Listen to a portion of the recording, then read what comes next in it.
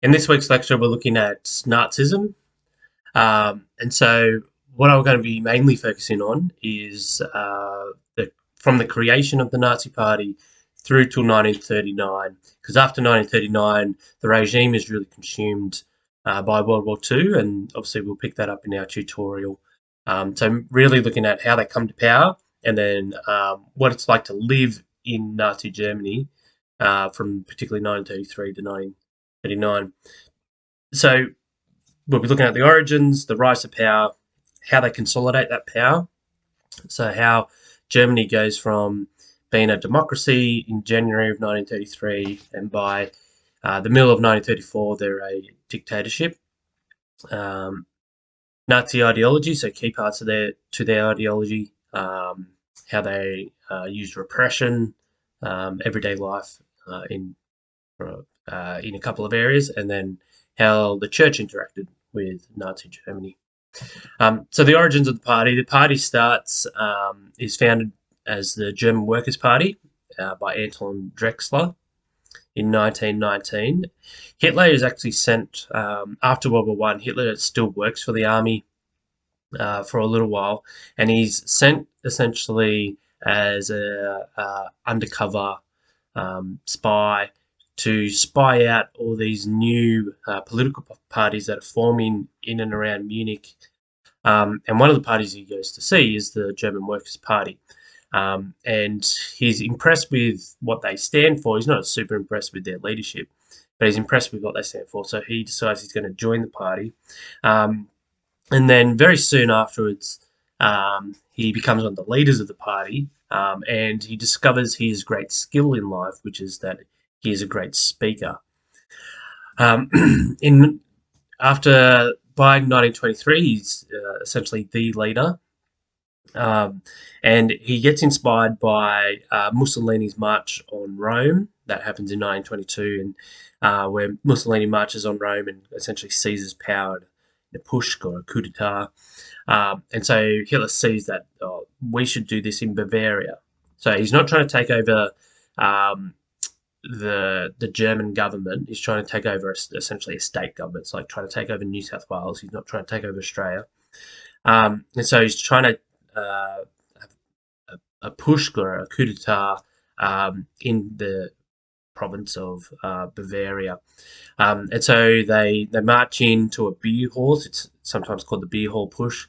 Um, and they take the Bavarian minister essentially prisoner. And then they march down the main street to kind of show everyone in Munich that we've taken over. Problem is, there's not that many of them. The communication is really poor. Eventually, they will get arrested. A number of people get shot. People standing right next to Hitler actually get shot and die. And so Hitler almost dies on this occasion. There's you might see some photos of this, and they'll have Hitler in the front line, but that's just Nazi propaganda from after they come into power. Hitler was not in the front line facing the police. He was actually a fair ways back.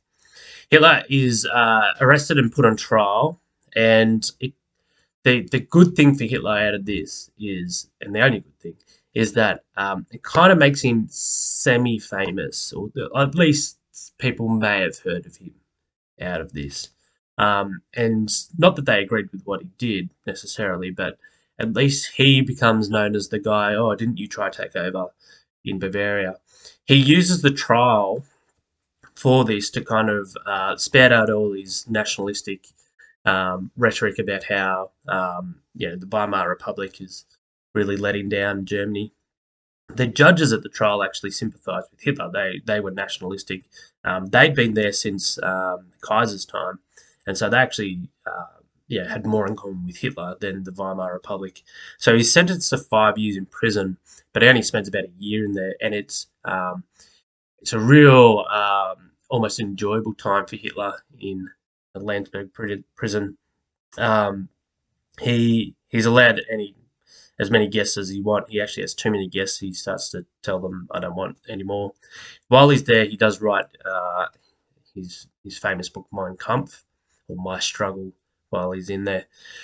He was released 1924, and between 1924 and 29, the Nazi Party nationally aren't doing well, but internally it's a really important time for Hitler because he consolidates himself as the sole leader, the Führer of the party. Um, and so he uses this time to kind of get to the top, and he gets the rest of the party to see that he is the guy. He needs to lead us into the future. But in saying all of that, they still in 1928 only managed 2.63% of the vote. And so they are a fringe party. Most people wouldn't have heard of them. Most people don't agree with them. But as you can see here, something clearly happens between 28 and 30. When you have a significant increase in voting percentage there, clearly something happens. There's what we call in history, we call it historical causation. Something is causes this to happen. So what are these causes? Now, obviously in 1929, you've got the Wall Street crash, the Great Depression. I would consider the Great Depression as the most crucial reason for the Nazi rise to power, because it exposes the weakness of the Weimar Republic.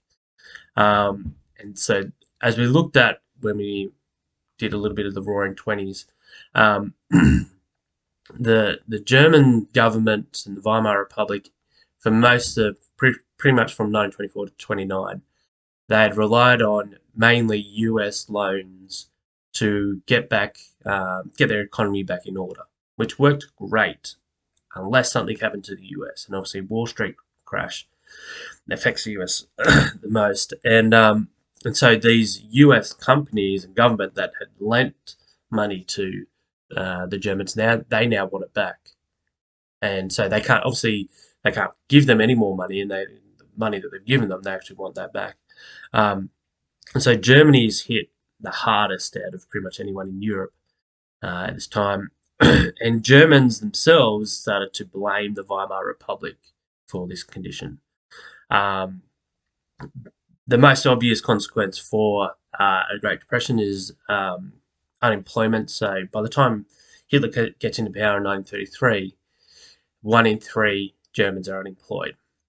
The other 2/3, most of them are on really significantly reduced hours.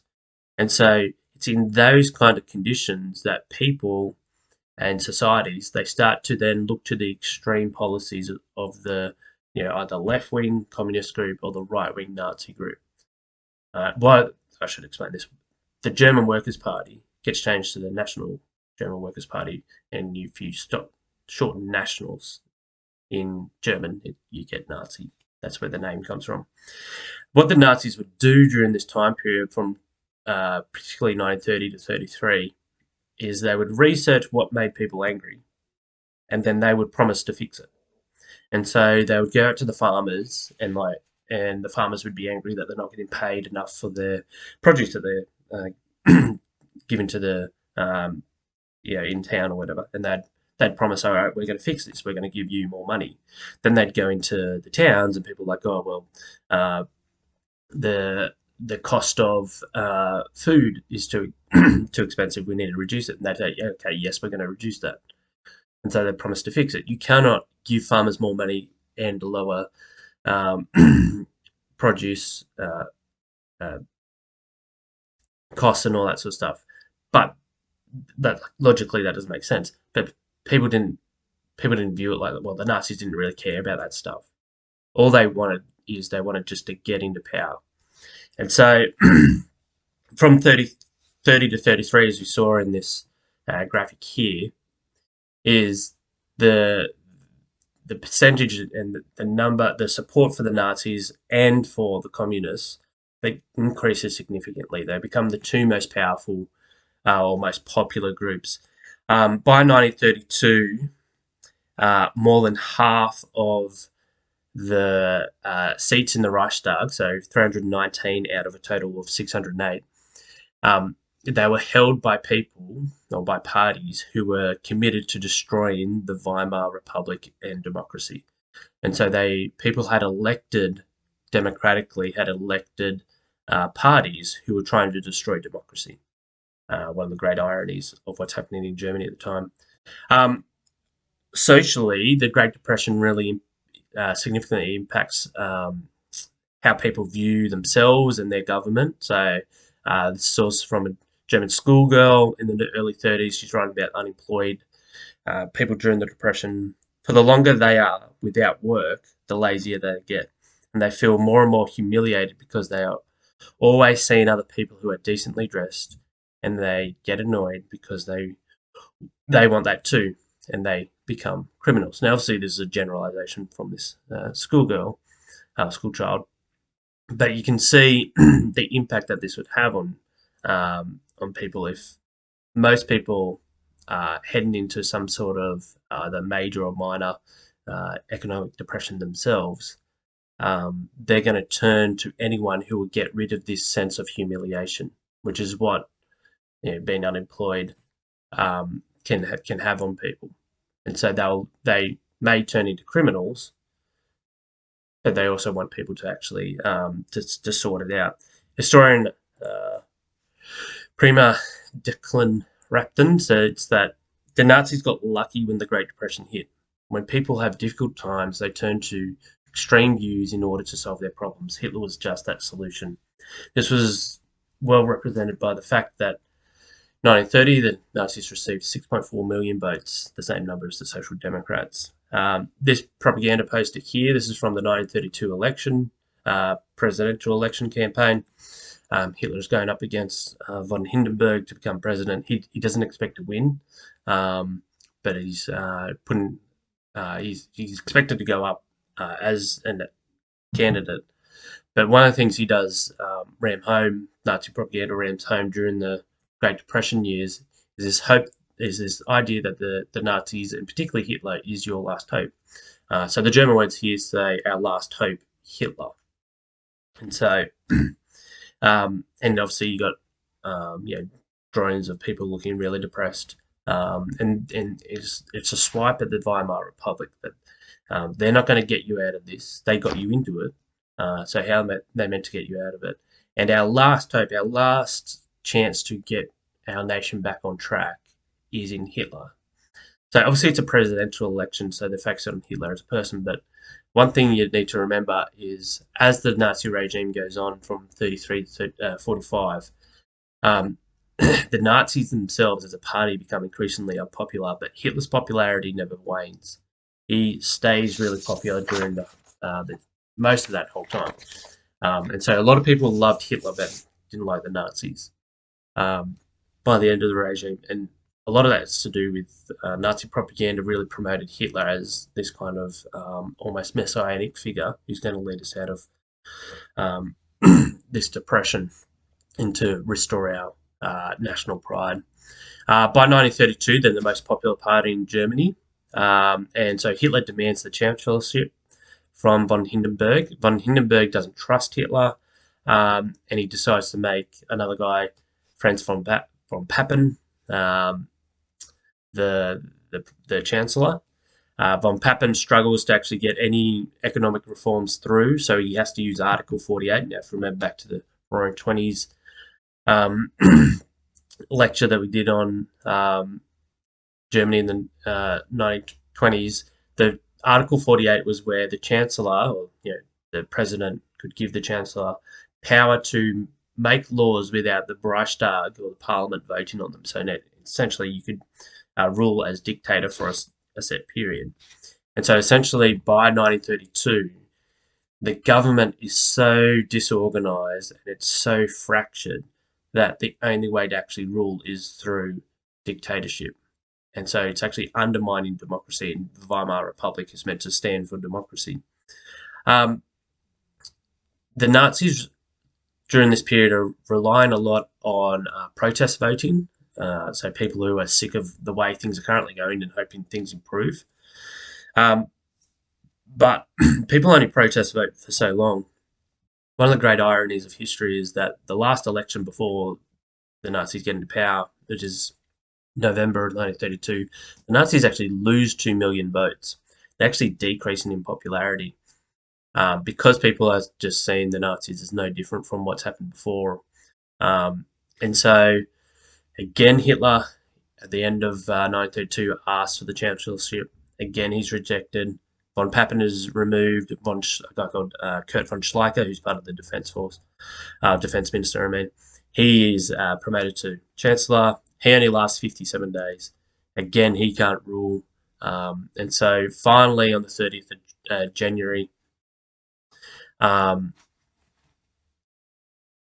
Hindenburg states that, gives Hitler the chancellorship. And so he becomes chancellor, and von Papen and von Hindenburg both believe that we can control this guy. We're able to control him. And so they give him the chancellorship. They only expect him to last a few months because he's got such radical ideas and they have such contradictory policies. They won't last long. So we'll give them their chance. Everyone will they'll be exposed for what they are, and then we'll move on to the next group, essentially. When Hitler becomes chancellor, there's only 3 Nazis in the first cabinet, so out of 12. And so they don't have that much power. But within 18 months, they become a dictatorship. And so this consolidation of power, we need to explore how do they actually go from this process of being a minority party and a minority in the cabinet to actually being a dictatorship. And so this process that the Nazis employ, it's called Gleichschaltung. So Gleichschaltung is just a German word for coordination, or you could call it the Nazification of Germany. The first thing that goes in their favour is something that was out of their control, and that's in the 27th of February 1933, the Reichstag building in Berlin burns down. By all accounts, it was... Some people accuse the Nazis of doing it. By all accounts, it doesn't appear that the Nazis actually did this. It's done by a Dutch communist called Manus van der Lubbe, and Manus van der Lubbe thinks that he can go. He's worked his way across Europe, gets into Germany. He thinks by burning the Reichstag somehow that's going to affect things. Ironically, the German communists don't even know this guy exists, but they will cop the brunt of it.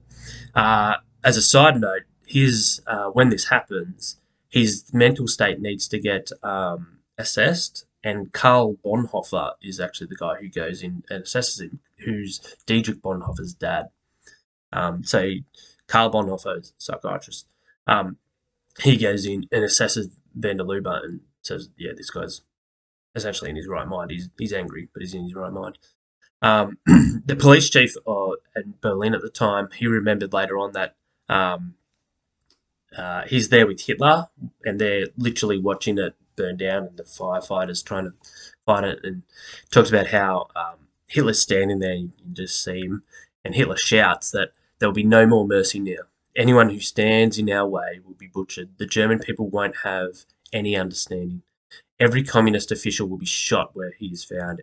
Everybody in league with the communists will be arrested.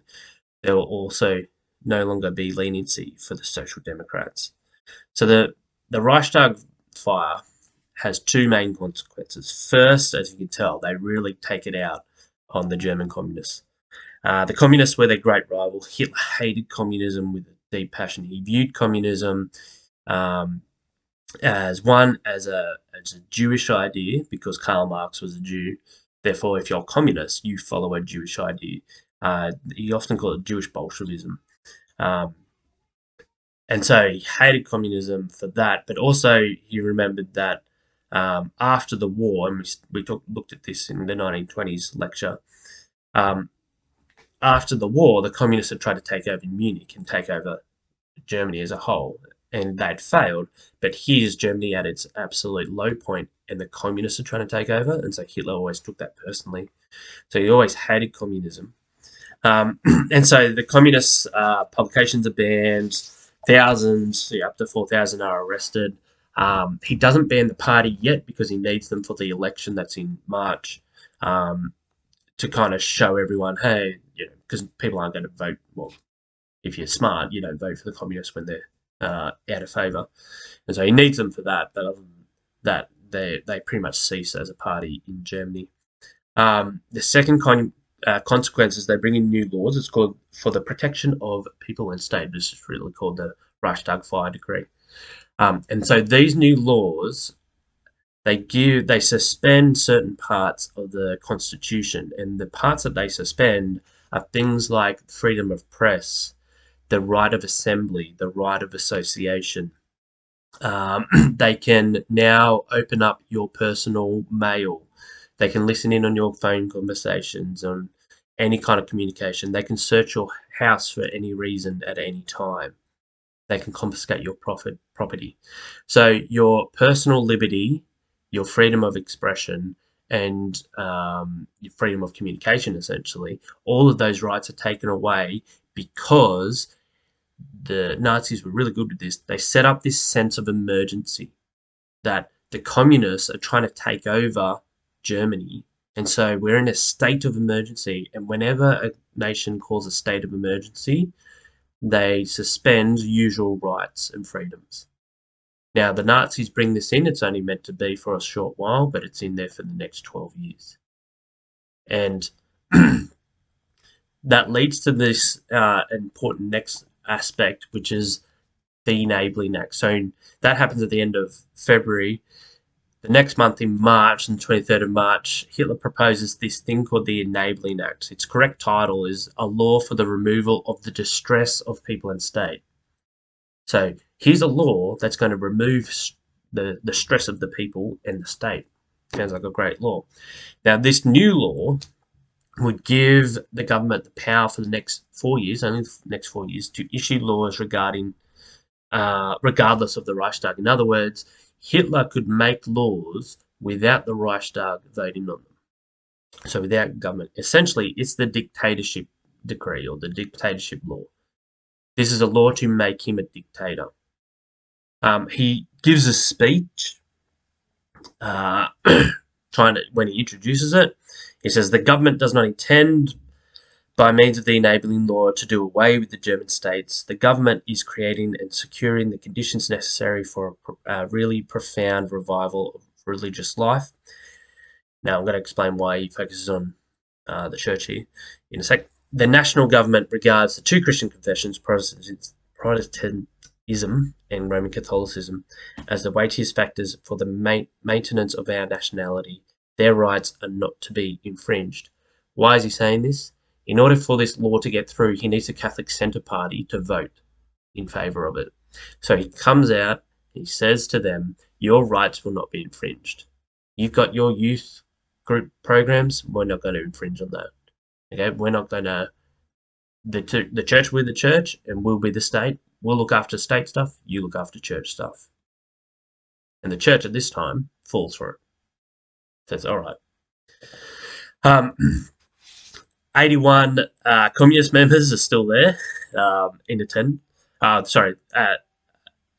They're still elected, but they're not actually physically allowed to be there. I should say that.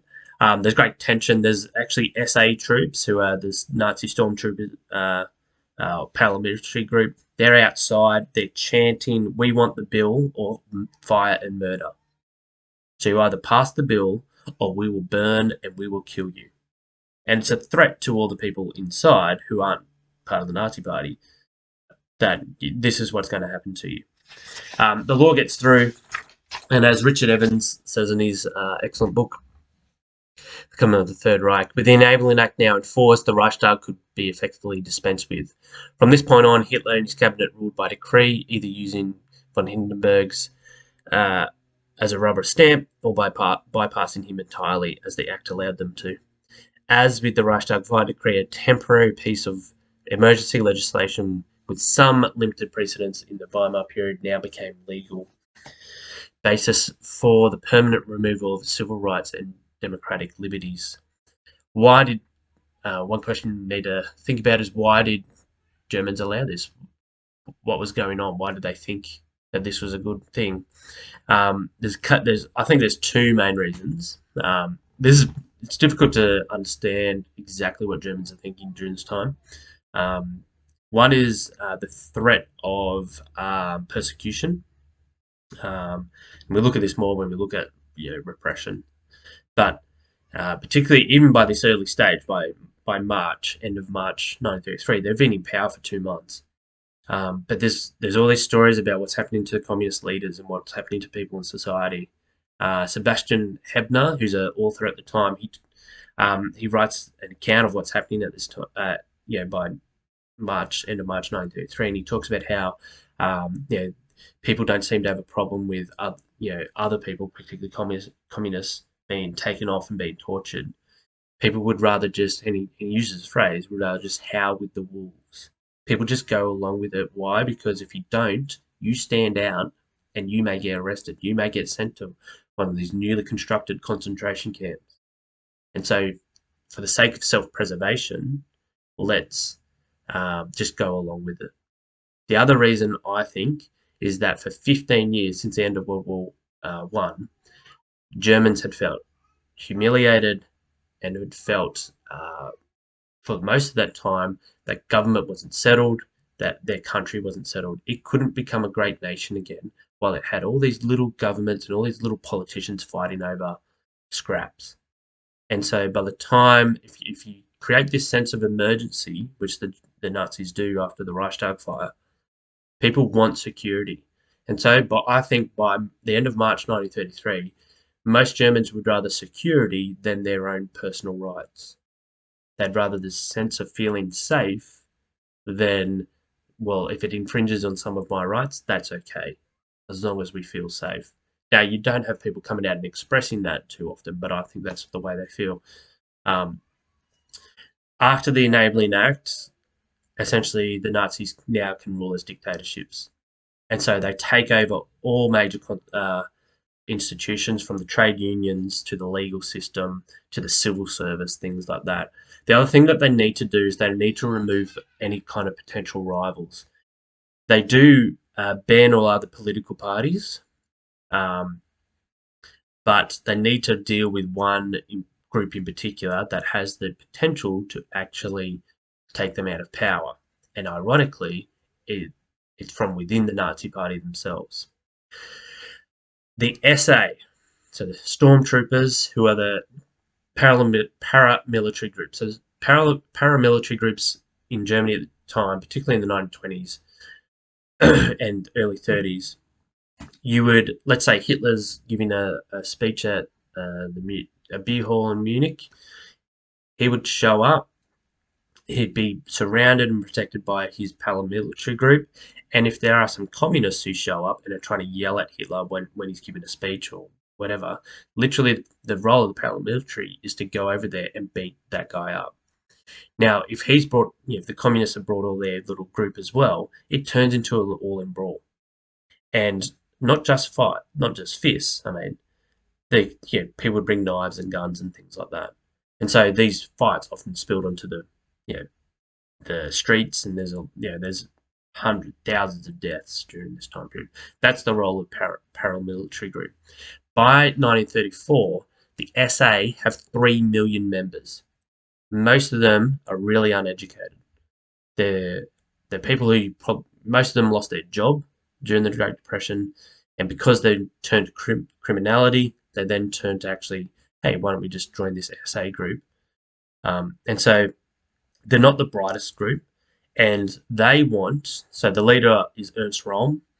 He wants the SA to become the German army. Now, the German army has a many thousand year tradition. So it goes, Tacitus, the ancient Roman historian, he talks about how the great German army, the great German spirit, it goes with, Julius Caesar fought the Gauls, so and part of them are Germans, and fought Germanic tribes. So the German army has this long, rich history. And then all of a sudden, you've got this group full of criminals, essentially, who they want to become the German army. And so by 1934, they're becoming really restless. They're not happy with the revolution. Yes, we've got into power, but Hitler's not being as radical as we thought he would. Because Hitler actually tones down the anti-Semitism, tones down a lot of things after he gets into power. Ernst Röhm makes a comment in early 1934 that Hitler can't walk over me as he might have done a year ago. I've seen to that. Don't forget that I have 3 million men with every key position in the hand of my own people. Hitler knows that I have friends in the Reichswehr. If Hitler is reasonable, I shall settle the matter quietly. If he isn't, I must be prepared to use force, not for my sake, but for the sake of our revolution. So you can easily see here, Erzrom is either wanting Hitler to essentially, you make us the army and you continue this revolution, or I'm going to come after you. The army leaders aren't happy with this, and essentially this boils down to Hitler needs to make a decision. Does he want the army to be the SA, or does he want the army to be the current army that's in? Now, Hitler, by 1934, is already making plans that he knows he's going to need a future war. So who's he going to trust? Who's who's going to win him a future war, a European war? And he obviously makes a decision. I need an army. I don't need the SA. The SA are starting to read this, that Hitler's going over to the army side. And so they start to cause a whole heap of issues in the country at the time. And so on the 20th of June, Hitler meets with von Hindenburg. Von Hindenburg's like, things are out of control in society right now. You need to solve this. And if you don't, I'm going to declare martial law. And so Hitler needs to act. He doesn't want to because the SA helped him get into power. But he knows by this stage, by mid-1934, he's got to do something. So it's called the Night of the Long Knives. And SS, so the Schutzstaffel, who are Hitler's personal bodyguard, they go around and they arrest and kill a whole bunch of SA leaders, including Erzrom. And overall, about 200 people are murdered. And it's not just people from the SA. Hitler uses it to target anyone from his rise to power, anyone that kind of slighted him. And so he really takes out on anyone that's a potential rival. But by the end of mid-1934, you've essentially got no rivals left. You've got one person left who's got more power, technically, and that's von Hindenburg. But he dies on the 2nd of August 1934, and as you may expect, Hitler and the Nazis already have a law ready to put into place that Hitler will become Chancellor and President. And because you don't have a Reichstag to vote on it, they can just get it through straight away. Two important things, or one really important thing that comes out of it, one is the law, and the second thing is this. The oath for the army changes.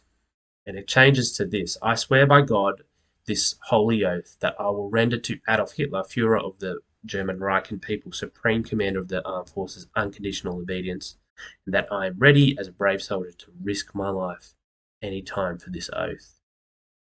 So when you now join the army, you now swore a personal oath to Hitler, not to the German state, but to Hitler himself.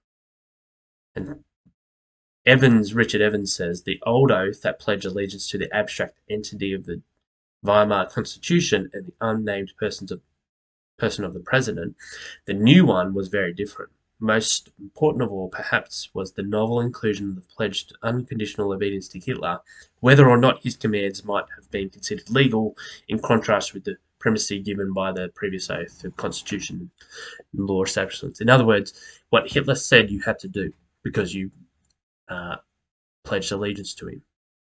This will help explain, in the 1930s particularly, why it was so difficult for those in the army to give any kind of resistance to Hitler. There are some, Ludwig von Beck, for example, in the army in 1938, who were trying to remove Hitler, but it becomes too difficult because a lot of them sworn personal allegiance to Hitler, and it didn't matter whether what Hitler was doing was right or wrong. And so, in that context, it's to do with the crisis in Czechoslovakia. And a lot of people in the German army thought they were going to lose, when they invade Czechoslovakia, and so they're using that as a excuse to go up against Hitler. But there's a lot that don't join the cause because they've made this personal allegiance to him. So this oath, though it sounds really simple, actually means that there's a lack of resistance or opposition to Hitler. Just quickly, some crucial aspects of Nazi ideology. One is the Führer principle. This is just this idea that what Hitler says goes. Hitler cannot be wrong. Hitler is someone special given to us, um, either by, depending on if they're trying to be religious, they'll say either by God or by nature or whatever. Um, Rudolf Hess says that Hitler is Germany and Germany is Hitler. Whatever he does is necessary. Whatever he does is successful. Ernst Rudolf Huber in 1939 said, the authority of the leader is total and all-embracing. Within it, all resources available to the body politic emerge. It covers every facet of the life. So the Führer principle was this idea that Germans give their total allegiance to Hitler because what Hitler does is always right and always successful. By 1939, there is some validity to this because he's invaded the the Rhineland, for example. He's remilitarized the Rhineland. He's got Austria back into the German Empire, to the Anschluss. We'll look at this when we look at World War Two. He's invaded the Sudetenland. Then he invades Czechoslovakia, and he's essentially restoring the old German Empire. And he's done that without war being declared on him, and so he's done it relatively peacefully. And so there's this idea that he is someone special and someone gifted.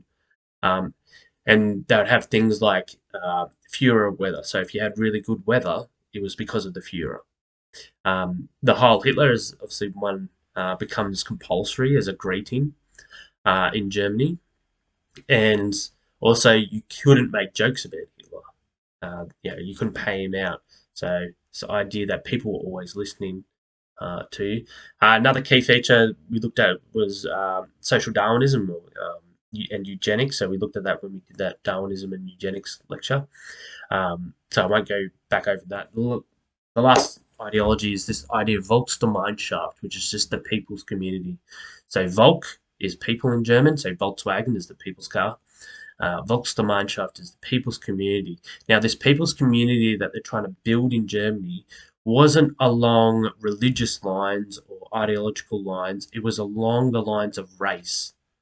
And so this is another reason why I think people think a lot of people think that race didn't play a big issue and that Darwinism didn't really have a big influence in Nazi Germany. I just think that's ridiculous. Um, the Nazis wanted to create a Volk, a people who are made up of superior human beings, essentially. And they would be the Herrenvolk, the master race, made up of pure Aryans. And so you got Nazi propaganda with these blonde-haired, blue-eyed people. Every other race was inferior, and every other race had to be dealt with. Now, in the 1930s, that by dealt with or removed, it doesn't mean that they have in mind we're going to create gas chambers and death camps. They don't have that in mind yet. That develops throughout World War II. We'll look at that in our tutorial. But they had to be removed in some way. All right, you could keep some of the inferior race as essentially slaves, but that's about it. Now, in order for this people's community, Volksgemeinschaft, to exist, we need enough space for them. This is where this idea of war and expansion comes into it. And so ideas like democracy, liberalism, communism, Christianity, they all had to be rejected because they taught that you need to love and care for Christianity teaches that, communism doesn't. And democracy gives everyone is essentially meant to be equal in democracy. So you reject those ideas. One of the things that came out of the Nuremberg trials, the Nuremberg trials are the trials of the remaining Nazi leaders who are still alive and had committed suicide after World War II. And one of the things that comes out of those trials is that after the Nazis, after they dealt with the Jews and killed them off, they were then going to do the same thing to the church. They were going to remove the church from Germany. So this idea that the Nazis were quasi-Christians and Hitler, he's a Christian guy, just gone bad. It's not true. The Nazis wanted to destroy the church. and they wanted to destroy the church because it was anti their ideas of what their society would look like. You can't have a master race. You can't believe that there's such thing as a master race, and also believe in Christian values. So they had to remove the church. They also had to remove those who were going to adversely affect society.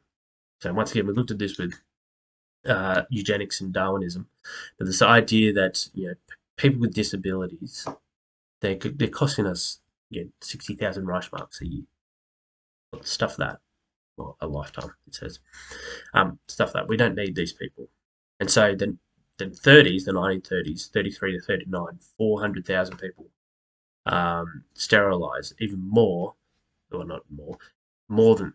Add to that, there's also people who are actually euthanized during this period because they want to remove this. These people have no place in a Volksgemeinschaft. They have no place in this new people's community.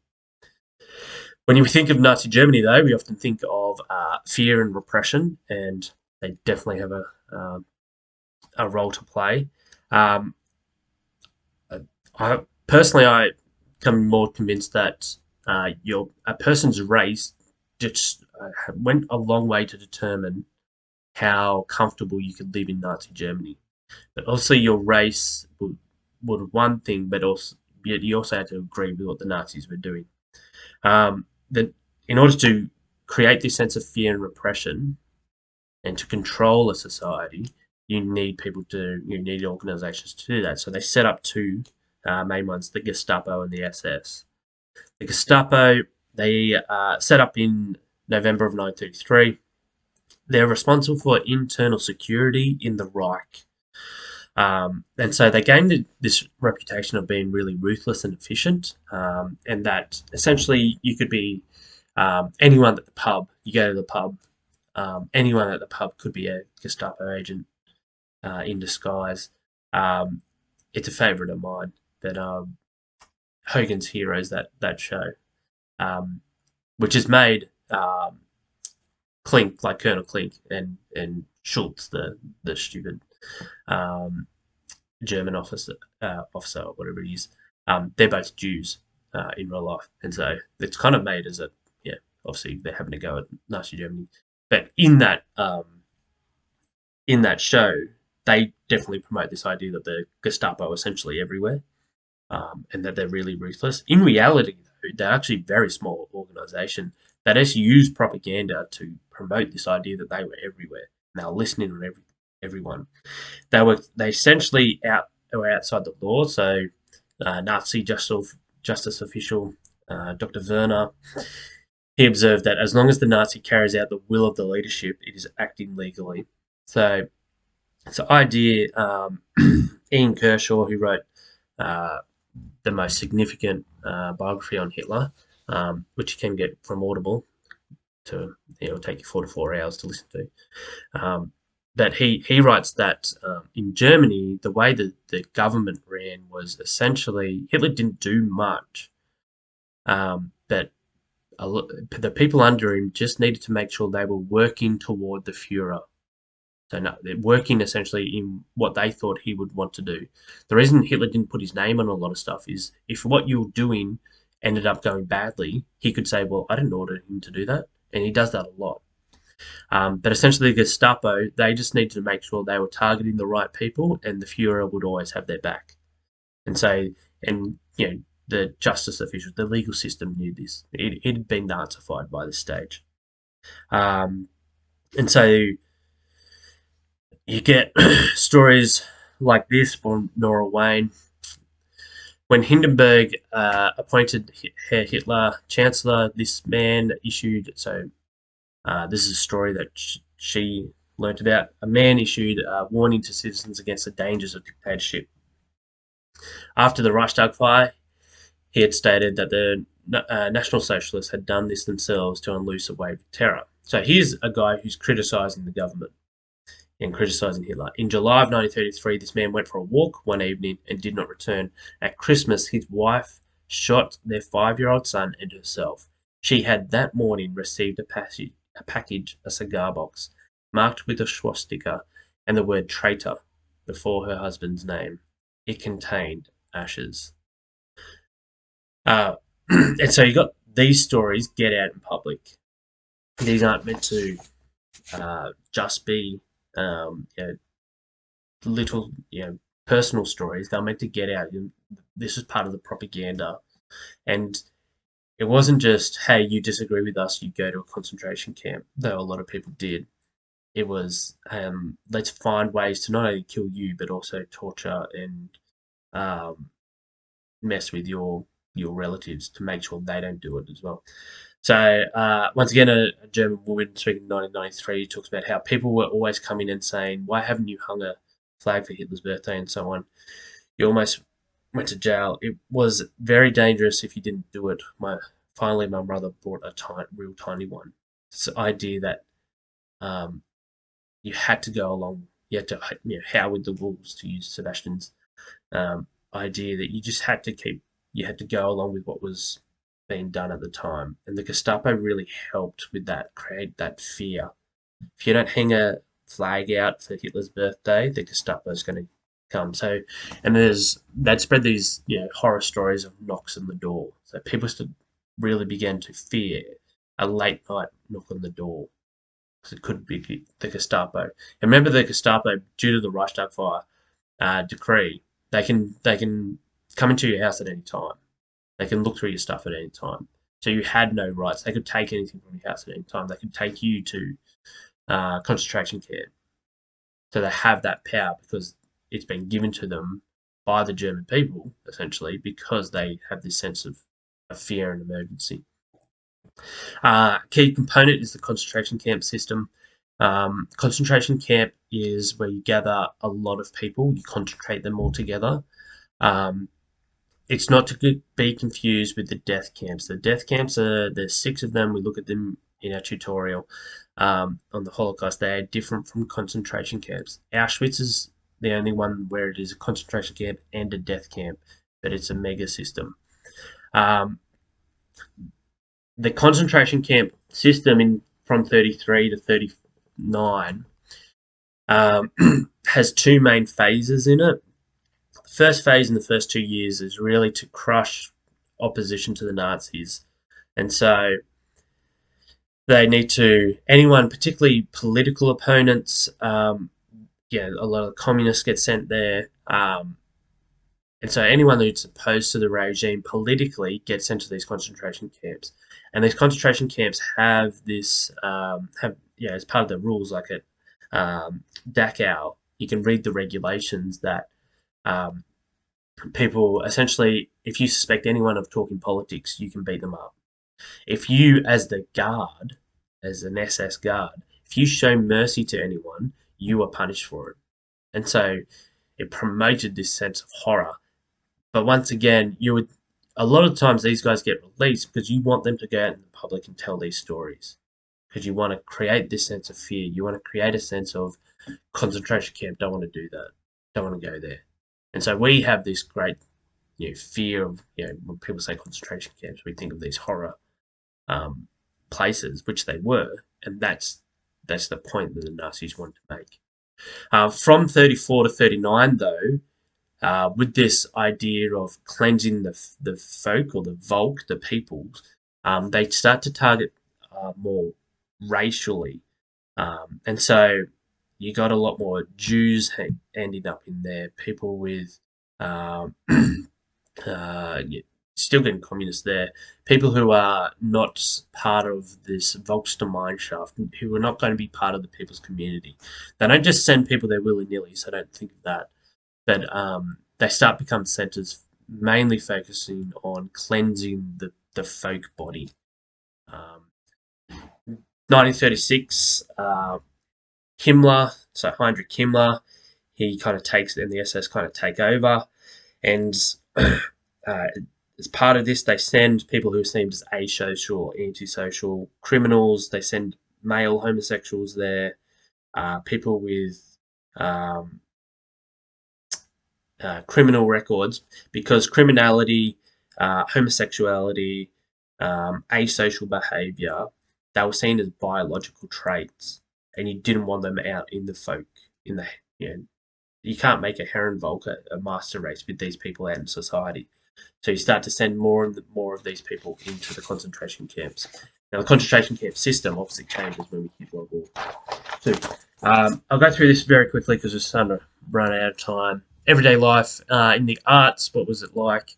Um, all writers had to belong to the Reich Chamber of Culture. The Nazis just controlled cultural expression. And so one of the things they do is these book burning processes. So this isn't early on. So 1933, there were several book burnings. One at the end of 1933, 1,000 books get burned. One of them, the great ironies, is 1819 German poet Heinrich Heine, and he writes, "Whenever they burn books, they will also, in the end, burn human beings." Um, One of the great prophecies. Nazi sculptures, for example, and artworks really promoted this idea of the ideal Aryan man, um, and promoted this idea of this strength within this new Germany. So this Nazi Germany that we've created, it's they use the eagle and this idea of, they're going back to ancient Roman times, that we are a great empire like that, we are strong like that. They use their army to expand, and that's what we are all about. And so that comes out in artworks, and then as a counter to that, you have these they ban certain artworks, but they also promote certain artworks in order to show the horror of them. And like Jewish artworks, Bolshevik artists, and so they've got this display. It's degenerate art, and so this is the art that is of degenerates. Okay, this art is of subhuman level, and so it's weird art like you see on the right there. Um, for women, everyday life for women. Women were it was pretty simple. Women were there to become mothers. They do set up. This is not super popular. It's not that successful, but they do set up a house for women that who have the right biological traits, as far as I can tell. And these women are there in these houses, and men would come in with the right biological traits, and they would just be there to get the women pregnant. And so that's how they're going to create this Herrenvolk, this master race. You literally breed with the right people, and you're going to breed this master race into existence. Um, because the Nazis had this view that, particularly since World War One, but even in the last few decades, a the races had mixed, and so you had this kind of weird mixture of races in Germany. How are we going to stop that? Well, partly through laws. The Nuremberg laws are really important for that, where they tell people that Germans and Jews can't have sex, essentially. But also, you're going to create this master race through women. But the main slogan that they use is this Kinderkirche, Kirch, so children, kitchen, church. So women were there in order, you can see it in the propaganda, women were there to look after the children while the men went off to war, essentially. Or the men got tough. Um, and so they didn't have any kind of political roles. There's no powerful women. The most powerful one is probably Leni Riefenstahl, who's kind of like Hitler's filmmaker. I don't know, filmographer, is that a word? But there's no women in significant power, and Hitler himself was really strange with women, as in on a personal level. But yeah, so the role of women was essentially to have children. The role of youth, for example, they set up the Hitler Youth, and it was to essentially create a if they were girls, strong girls who would then become strong women and have strong babies. And for the boys, they were essentially the new army. They were training them up as part of the new army. I want to spend the last 5 or 10 minutes on the church. So what happens with the church? How is it that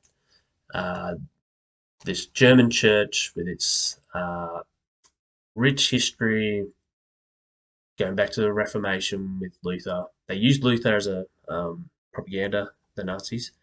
And a lot of people blame well, there is an idea from some historians that Luther is partly to blame for Hitler's treatment, particularly of the Jews, because Luther has a distinctly criticizes the Jews and says we should burn their synagogues.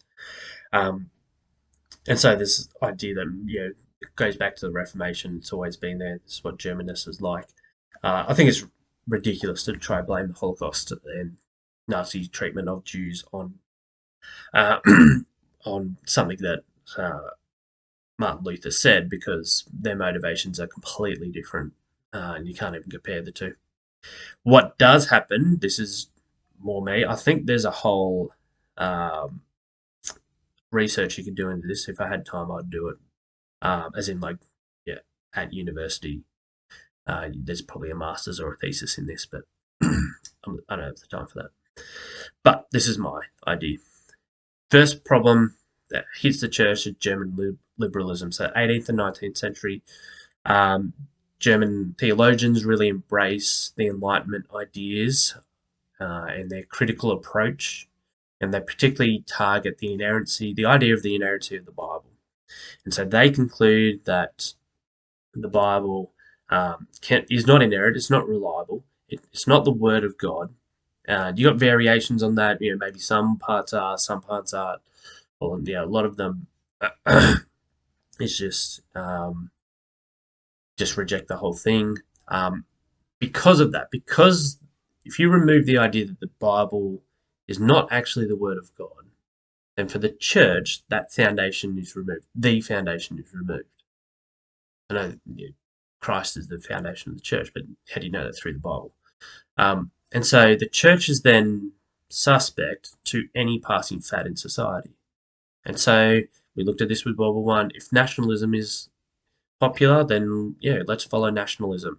If social Darwinism is popular, then let's do that. And in the 19th century, nationalism and social Darwinism are the two fads in Germany, particularly in the early 20th century. And so the German theologians need to get on board with that. What they don't need is we don't need to focus on petty little intricacies of theology and is the Bible the inspired word of God. That stuff doesn't help in the modern world. What we need is we need to get on this nationalism bandwagon. We need to get on this social Darwinism bandwagon and make those things sound Christian. Because people are still going to come to church, but they don't want to hear the intricacies of a Romans 9 sermon series. They want to hear about how they can be inspired, how great our nation is, how this new science is really helping us, and how it comes from God. And so, what you have by the time the Nazis get into power in 1933, 1/3 of the German population is Catholic, 2/3 are Protestant. On the whole, most of them have embraced this um, liberal theology, and so they're there. They go to church, but most of them aren't hearing solid biblical teaching. It's more political and social commentary with a bit of Bible shoved in, which is not Christian teaching at all. It's not biblical teaching at all. Church leaders, on at first, were just content to go along with what the Nazis were doing. Okay, mainly because of self-preservation. This is where they see what happens to the communists, and they don't want that to happen to them. Add to that this idea that communism is anti-Christian, part of its belief. Okay? Karl Marx clearly said you cannot be religious, particularly you can't be Christian, and follow communism.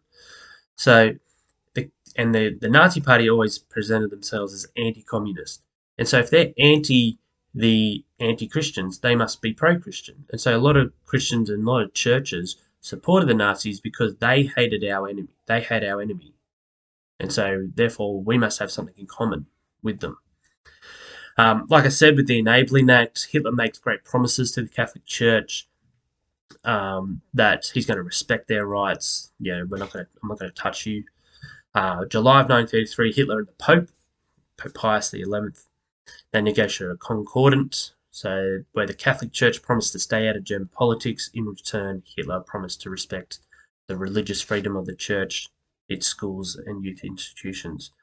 And because Hitler had actually managed to get that agreement between the two, the church now, essentially the Catholic Church, could now no longer make comment on anything that the Nazis did in society or politics. And so when the Nuremberg laws come in, which really targeted the Jews, essentially made the Jews non-Germans, there's no protest. When they, sorry, I just got interrupted.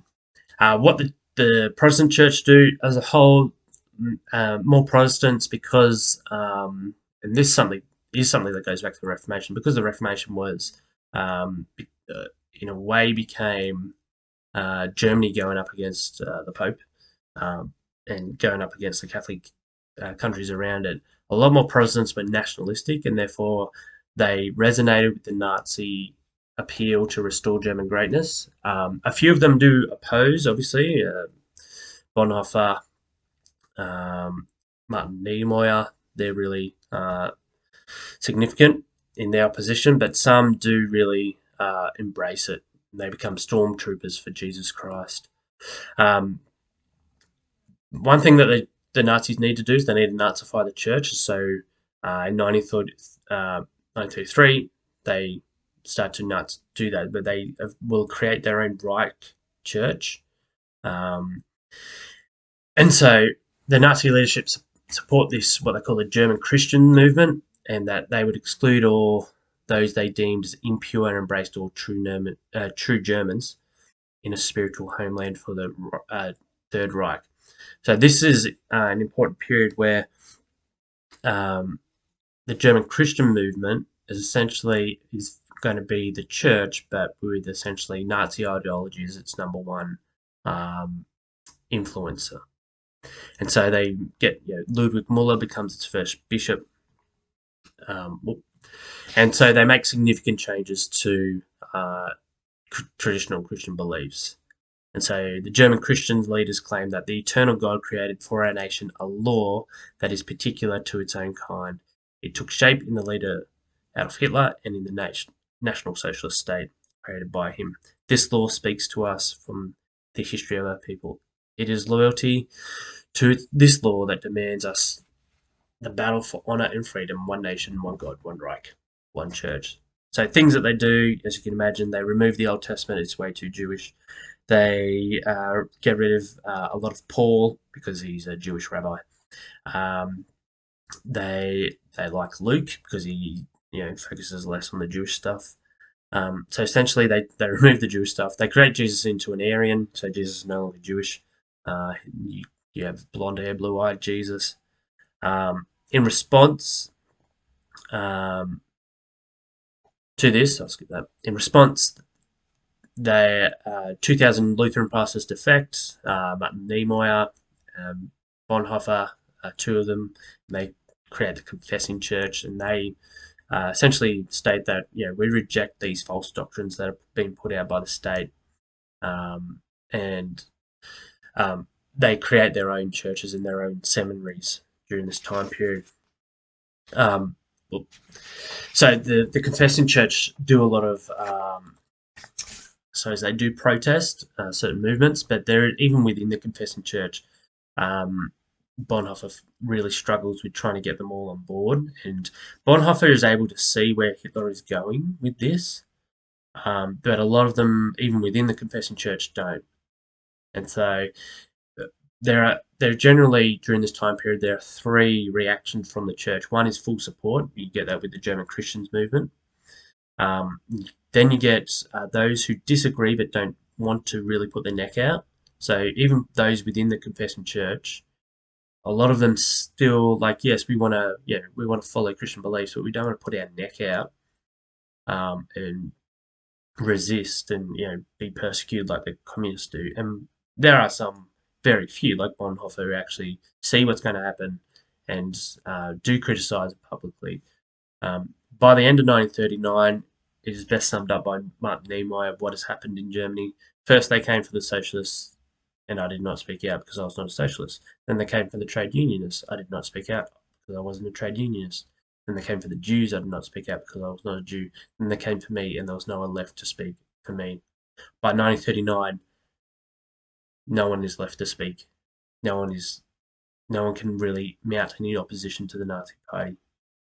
So even though by 1939 there's a lot of people who disagree with what the Nazis are doing, there's just this lack of cohesion uh, on the church as a whole, and the same with the army.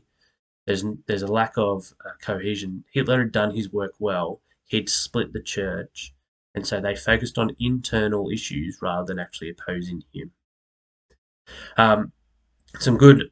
I know that I had to finish that quickly. I'm sorry, it's gone over a bit. Some good resources on this. If you want to know about the Nazis in general, Richard Evans, I've quoted from him a couple of times. He's got this is part of a trilogy. This is the middle one. So the first one's the Third Reich, the coming of the Third Reich, and then the Third Reich in power, and then you got the Third Reich at war.